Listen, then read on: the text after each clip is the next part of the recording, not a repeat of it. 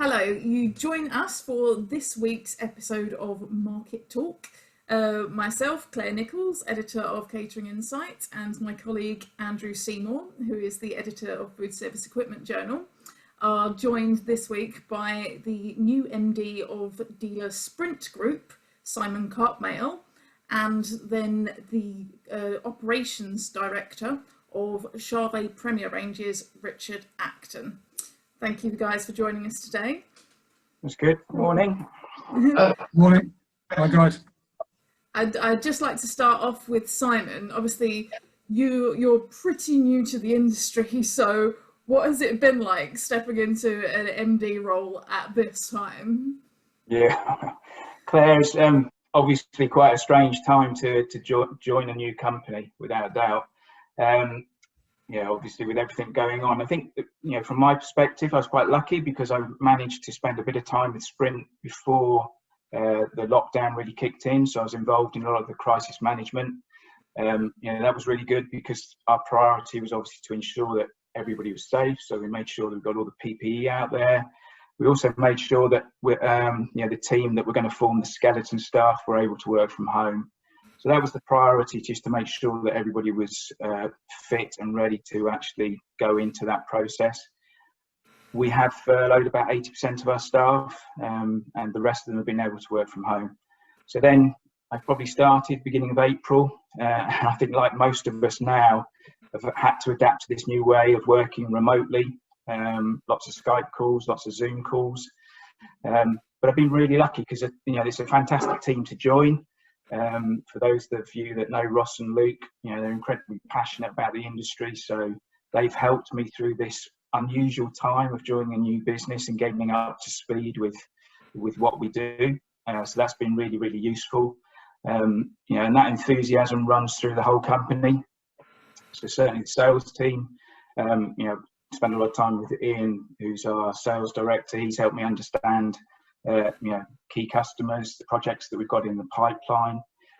So even though I'm working remotely, it's been good to have that time to spend with them. I think that those the difference that we've really noticed certainly during this period is having our own engineers. So we've been able to respond to those emergency calls. We've been doing a bit of charity work as well. Yeah, I've seen you. I've seen the promotions that you've been doing around that. So could you just tell us a bit more about what Sprint's doing to help in your local area? Yeah, well, certainly we've been supporting the NHS and hospitals with sort of emergency calls and things like that. But from the charity perspective, we work with the Ivy Collection. So we've been supporting the Catering Foundation, delivering meals to those frontline staff. People in need. We've also installed some equipment to help support that process, and that's an ongoing initiative. So we're obviously very proud to be involved in that. And then we're doing all the other things that you would expect us to do. So we're managing cash. Everybody's got a keen eye on cash, and very much planning for the future. So it's been an odd time. There's no doubt. It's been slightly strange. We're all having to adapt to different ways of work. I'm very much looking forward to getting into the office and itching to spend some time out in the field with our engineers and the projects team. So it's good. Excellent. Sure, yeah. And what about you, Richard? How have you coped with the lockdown? I understand you've been working right the way through the period, so you must have seen a lot of changes, week after week. Yeah. So obviously, like most people, when everything sort of got very serious, when everyone's working from home, so which has been fortunate. At the beginning of this year, we sort of just by chance upgraded our phone systems to be internet based, so all coming calls are just into various laptops around the country. But it's not taken that much to get used to being at home. It's quite convenient. All the files, data, everything like that are all in the cloud somewhere. So it was just the main thing, keeping in contact with the dealer network and sort of just letting them know what would be in a French manufacturer sort of 2 weeks ahead of the UK. They had already shut down before we had, so it was just constantly keeping everybody updated on the situation with production, which is obviously now ramping back up, and looking forward, as everybody hopefully is now, to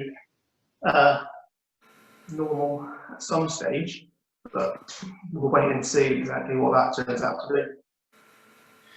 Given that the French were ahead of us in terms of taking those measures and steps, that obviously gave you some forward visibility from the factory. Did that help you prepare in any way for what was to come?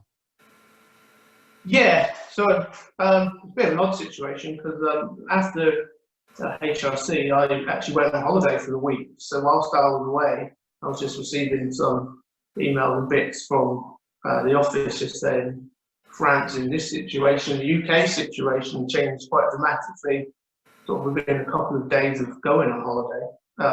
So by the time I got back, we were pretty much waiting for the factory to confirm that they were either going to stay open in some capacity or just go in, lock down the factory completely, and then come back once the French government allowed everyone to sort of crack on. But yeah, so I actually came back for one day in the office on the Monday, and at the same time, probably based on what we could see happen in France, we then took that decision for the UK office to start working from home as well. We just left a couple of people in the office dealing with all the spare parts and assisting again the dealers as best possible going forward.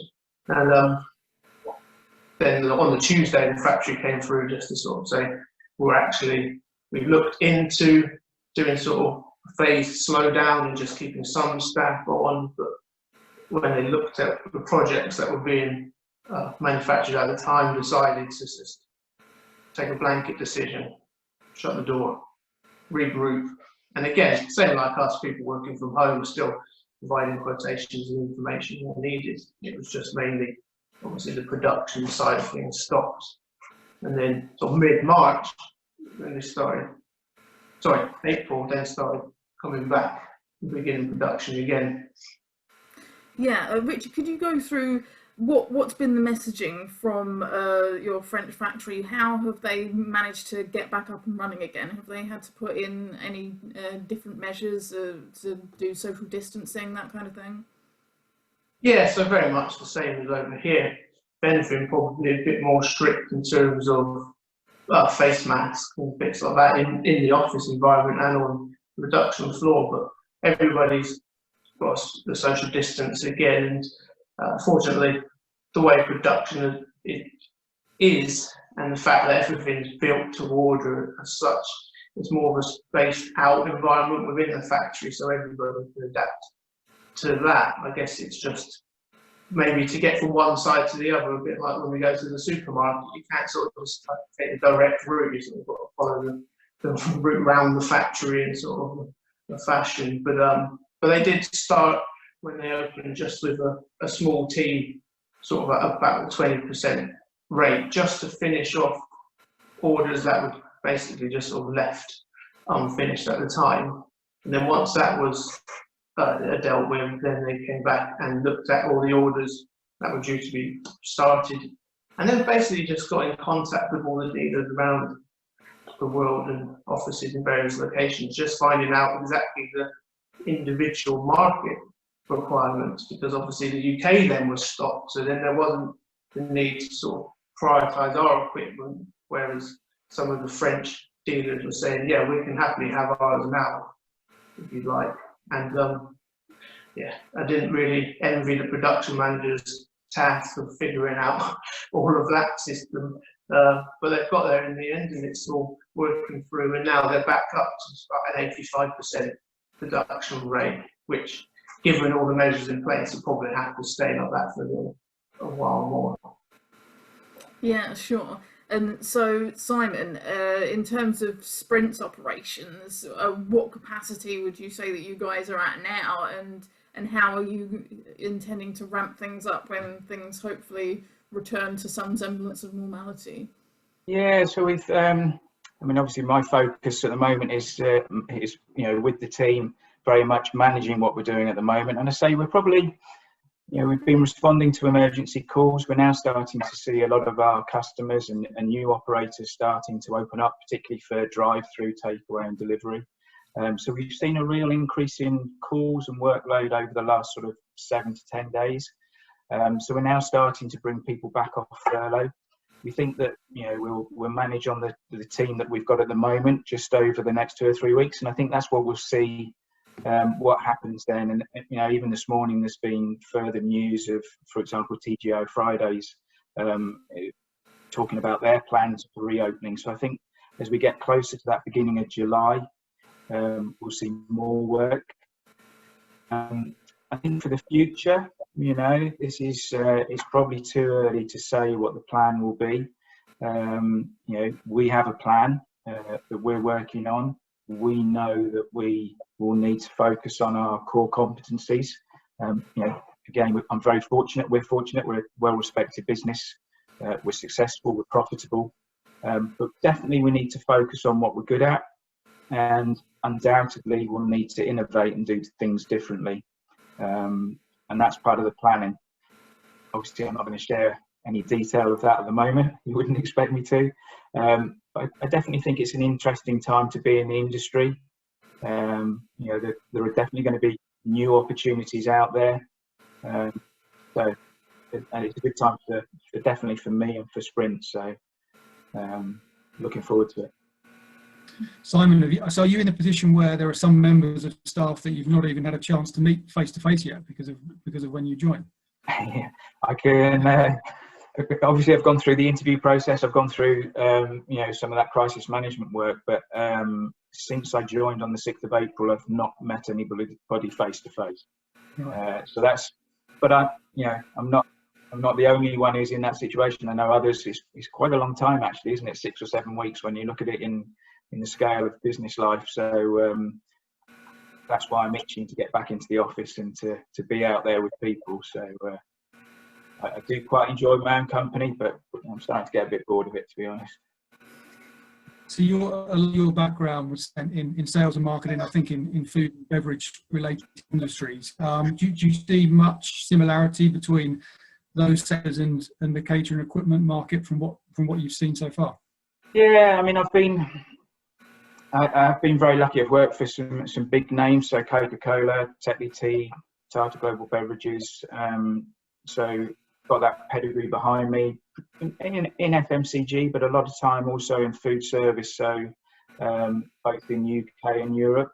So, you know, I'm by no means a complete outsider from the industry, so I've got quite a bit of that equipment knowledge. Not in commercial kitchens necessarily at the moment, but I'm increasingly reassured by the similarities, particularly going through this process. You know, good business principles, all that planning, all that commercial, general management expertise. Hopefully, I can bring that to what I'm doing at the moment, and give that strategic direction and leadership based on the fact that actually, you know, the distributor model that we operate, for example, would be exactly the same as the distributor model that we'd see in food and beverages when we're operating in different countries. So a lot of those principles are the same. So yeah, no, I do see a lot of crossover there. Excellent. Richard, in terms of the distributor liaison between Charvet Premier ranges and, say, your network, how is that at the moment? Have you been keeping in touch with a lot? Have they been coming in with a lot of inquiries, or has that kind of subsided while the lockdown is on? Well, obviously, when lockdown began, it sort of went a bit quiet. I assume mostly businesses getting used to working from home and sort of setting up systems, perhaps, and various phones, etc. But yeah, we've been in contact throughout the time with any dealers with questions. We've obviously had to inform some that their equipment being delayed and just keeping everybody in contact in that sense. At the beginning, sales team were out and about, but actually we have further members and staff like many businesses. So going forward, however, and now we're seeing more dealers getting back in contact, constantly being across the whole time. Quotes have been requested, which has been nice to see. And the rest of this year, sort of in terms of orders placed and sort of pending, is quite good. And I think it's looking forward beyond the next year and even beyond that again, which is where we sort of have to see how things go. But we've obviously got technicians out there specialising in Charvet equipment, which now we're finding dealers coming back in contact saying, obviously, what with certain chains and groups opening again, that they're looking to have some technicians go in on their behalf, which is good to see. And as I say, some staff will have to come out of furlough soon just to get back into the office and support the dealers with the spares requirements, because obviously we've got quite a large stock in the UK, and obviously anything's possible to get from France on sort of a next day system. But the transport network was a bit of an issue as it sort of orders were coming across recently, so just allowing enough time just for every eventuality at the moment. So in that sense, yeah, the current's looking quite good. Positive information from the dealers, and so we've been placing UK orders through to the factory with good 3 sort of waiting to place through in the factory now. Again, starting to see orders from all over the world sort of coming back through. There's naturally the quiet period, but it's all, I think 21 onwards is where everyone's sort of starting to think about, really. Okay, excellent. And what sectors of the market are you seeing that from? Because obviously Charvet has been historically known as kind of a Rolls-Royce mark kind of thing. So, but you do have the One series as well, which is kind of the more modular end of the market. So have you seen it more high-end or more modular in terms of demand right now? It really is quite a nice mix, to be honest. The orders recently that have come through, obviously projects due to finish later this year, and sort of in a situation where it would almost be wasteful to sort of not complete them. So we're seeing the orders come through, but that's a mix of sort of specialist finishes onto a Pro 800 series modular suites, etc. And also, just as you say, the Charvet One items, sort of singular items or a small suite that can be put together, are still in demand. And I think for us, it's nice to have that model out there that can sort of fit into a few different sort of market sectors. We don't have lots of equipment sort of in hospitals and that kind of side of things. So in terms of spare requirements over the last 6 to 8 weeks, it's not been dramatic. But as I say, now everything's potentially looking like it should start moving forward in the sector. We'll look to support everyone's needs from there onwards. Simon, just returning to you for a second as well. Are you finding that there are particular types of service that are in demand at the moment, and sort of moving forward, do you see, Sprint focusing on particular areas of the market in terms of the different types of services that you can offer? I think, right now, obviously, apart from the emergency work, we're heavily involved in making sure that kitchens are ready and fit, and, to open back up again. So that's the real focus for us at the moment. So we're doing all the, pre-opening checks and safety checks. And we think that will be the case over the next 2 or 3 weeks as we go through that. We will, I think as part of our planning process, we will look where the opportunities will be. There's no doubt that this new world that we're entering into will be very, very different. We're going to see, the industry will shrink, I think. There's no doubt. We're seeing some signs of that already. So we need to make sure that we're there to help our existing customers, but also focus on those areas where we see growth. We're quite clear on where we think that might be. That might, bring different work. I think there will be a bigger requirement for repairing equipment, service side maintenance. As capital probably is a little bit more difficult to access, so buying new kit. I know it's probably not what Richard would want to hear, but actually I think, it's a bit uncertain at the moment. Maybe people will use the loans that are available to actually maybe replace some of that kit. I don't know. So we're watching that, but again, I guess with having our own engineers, that service element is something we can focus on. Just coming to you, Richard. you know, moving forward, particularly with social distancing in mind in kitchens, do you see this having an effect on cooking trends and type of cooking equipment that operators use?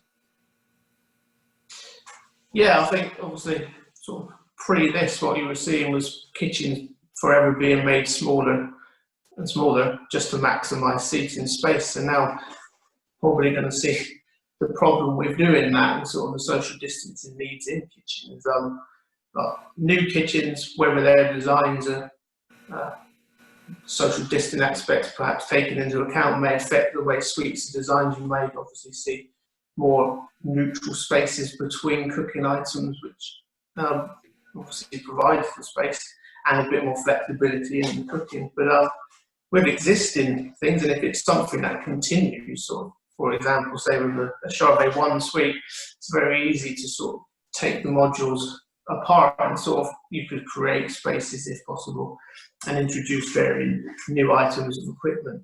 And what Simon was sort of saying going forward, and probably likelihood will be maintaining existing equipment, which is Charvet suites lasting 20, 30 years. It's sort of always been the case. But modular equipment, even in that sense, we can take out pieces and just replace a new item, or in bespoke, it's sort of, depending on the design, it is possible to also introduce new items within say, the suite to adapt to the new cooking and space principles of social distancing. So just one question for both of you to finish up here. I'll start with Richard, and then if Simon can answer the same question afterwards. What do you think the biggest lesson you've taken is from this whole crisis period? What do you think are the key points that you can take forward within your business? I think the flexibility of sort of the office environment, and we always had people working from home here and there, and sort of that factor, and having the IT systems in place to deal with it, and obviously liaising on a day-to-day basis with colleagues over in France and being able to interact with them is a very important situation.